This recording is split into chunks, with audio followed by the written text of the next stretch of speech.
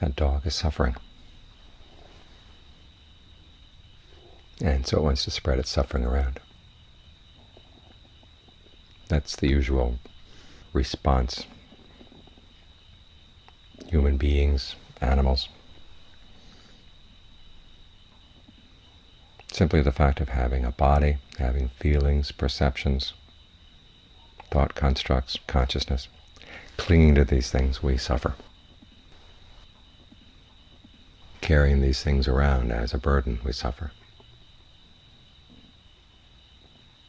And it's because we weigh ourselves down that we feel overburdened.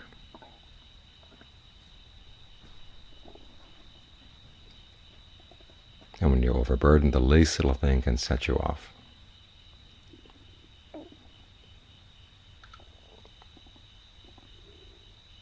And you end up spreading that suffering around.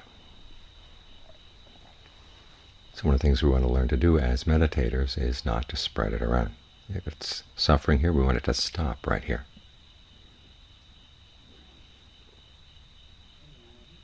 Any bad karma that comes your way, let it stop right there. There's a Thai expression to continue weaving something. In other words, you've got a basket that's half finished, and you just continue weaving it. Make it a bigger basket. The problem is, a lot of the times, it's a bad basket to begin with.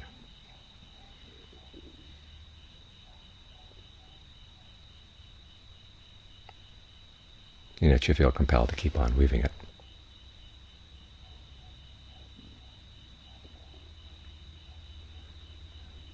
This is why equanimity is such an important skill to develop. Good things come, bad things come. Learn to keep the mind on an even keel, so you can see how they come and then see how they go.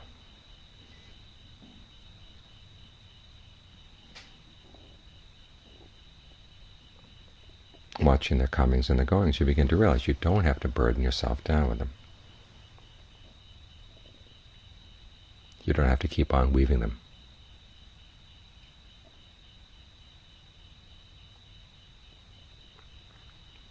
There's a teaching in the commentaries about what they call 3 cycles: the cycle of action, the cycle of results, and the cycle of defilement.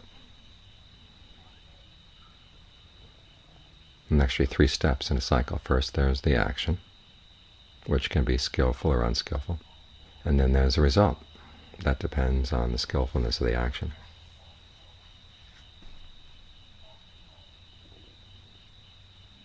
And if the action was unskillful, you develop dislike for the result. If the action was skillful, many times you get attached to the result. You wanted to keep on going. And either way, you give rise to defilement in the mind. That's the 3rd cycle. And then, under the power of that defilement, you act again. And the cycle just keeps going around.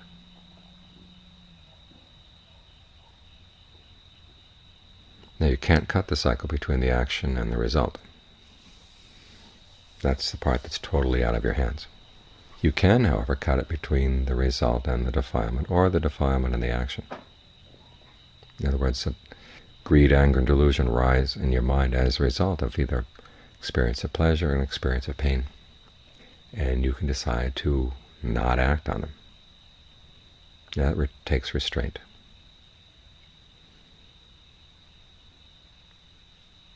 And many times with restraint we feel a kind of pressure. You feel you've got to act on this, and the restraint is pushing against your impulse to act.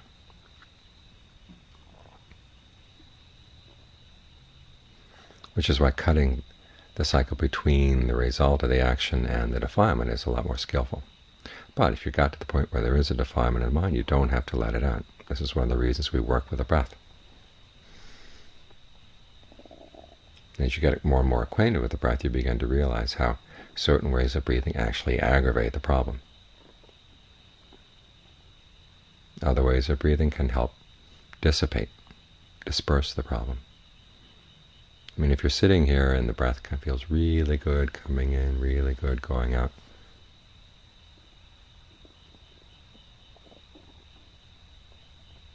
all kinds of other things can happen in the world, and you don't feel affected. You've You feel that you've got a sense of well-being that comes from within that's not touched by those things. As Ajaan Lee says, they can come in and curse your mother and it doesn't really affect you.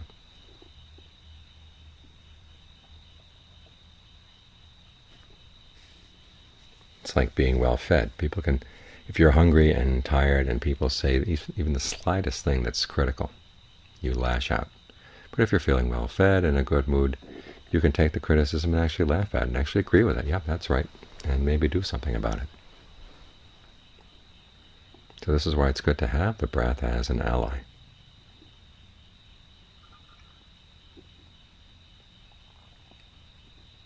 So when feelings of greed or anger come welling up from the mind,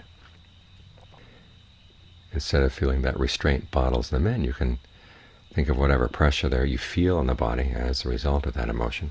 Just let it dissipate out your hands, out your feet.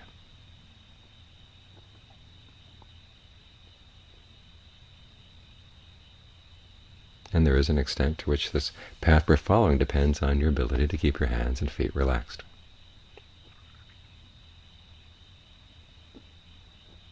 In all situations. Because what that means is you're able to keep mindful, keep alert, and have a sense of the whole body. And keep the breath in the whole body really still, full, pleasant, refreshing, no matter what's happening.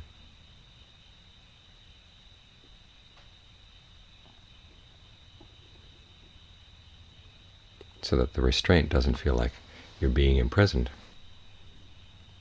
You just dissipate the pressure and you realize that you really wouldn't want to follow it on with that action when you have a chance to look at it from a more calm point of view.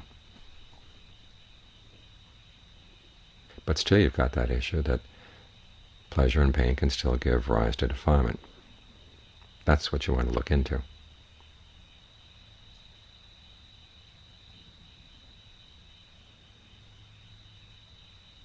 This may be one of the meanings of that old question about the sound of one hand. You know, the pleasure and the pain can come, but you don't have another hand of liking or disliking to clap. The pleasure comes, the pain comes, and that's it. It goes away.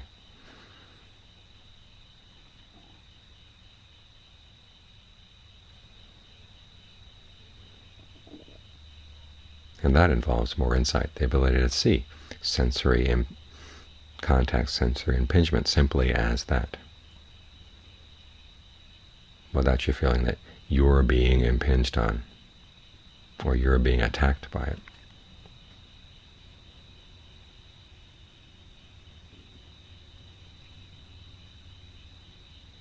See it simply as something that comes and goes, and because it comes and goes, it's really nothing but stress. And when it's nothing but stress, you don't have to put a me or a mine on it. You don't have to lay claim to it. It's just something that's there, and it comes and it goes, and that's it.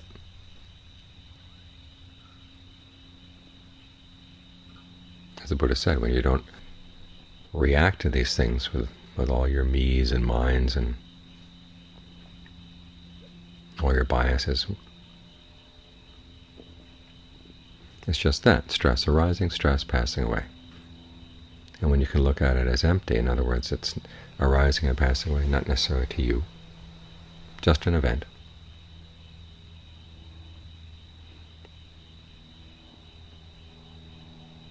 And you don't lay all sorts of layers of interpretation on it in terms of who you are or what that other person is. It's just a sound, it's just a feeling, it's just a sight, a taste, touch, tactile sensation. That's it.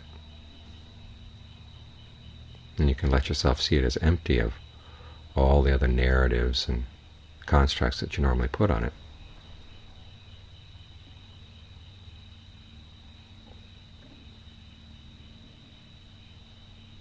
Then you really undercut the basis for the defilement. And you cut the circle at a much more effective spot. Pleasure can come, pain can come. Well, it's just stress arising and passing away in one way or another. Even the pleasure, you realize, is a kind of stress.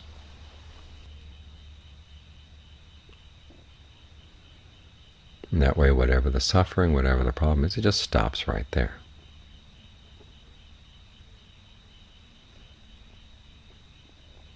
And you don't spread it around, not even in your own mind, much less to other people.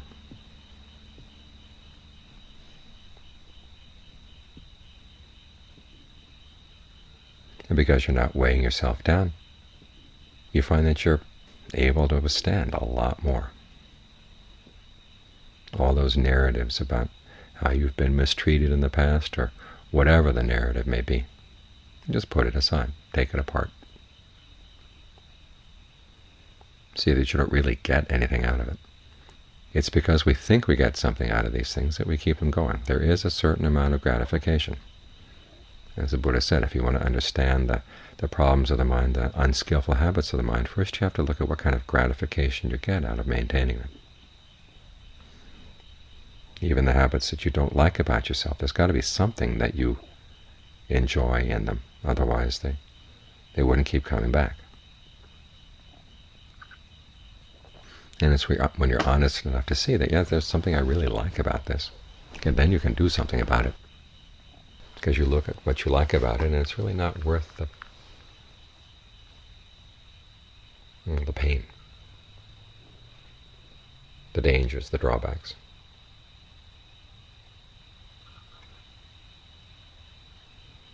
Because you see, you get a lot more gratification, a lot more satisfaction out of following the path, developing the skillful qualities of the mind that are part of the path: mindfulness, alertness.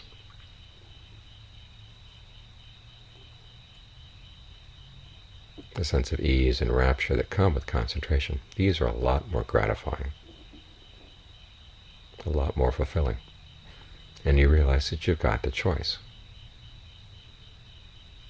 You can either go with the old narratives, or you can stick with your new skills.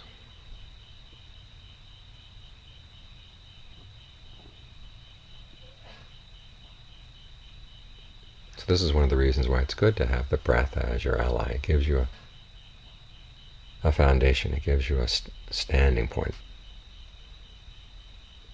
where you can see how these processes of the mind, these cycles of action and result and defilement,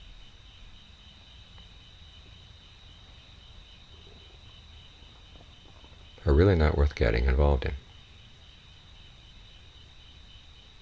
And you don't have to continue weaving the cycles. You just leave them with their frayed ends. There's no need for closure. You just drop the process, and it just disappears.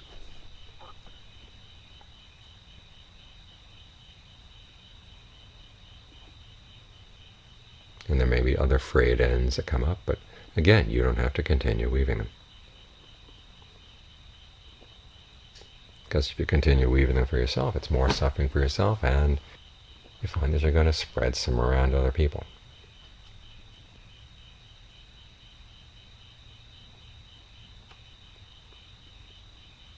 So we use these skills that we're developing in meditation, the concentration and the discernment. So whatever suffering or stress comes up in our lives, it can stop right there.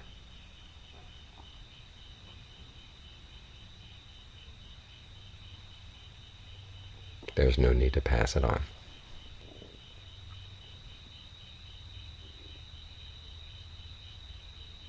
No need to add one last word. Let it stop in mid-sentence. Let the basket stop halfway done. Because it wasn't a good basket to begin with.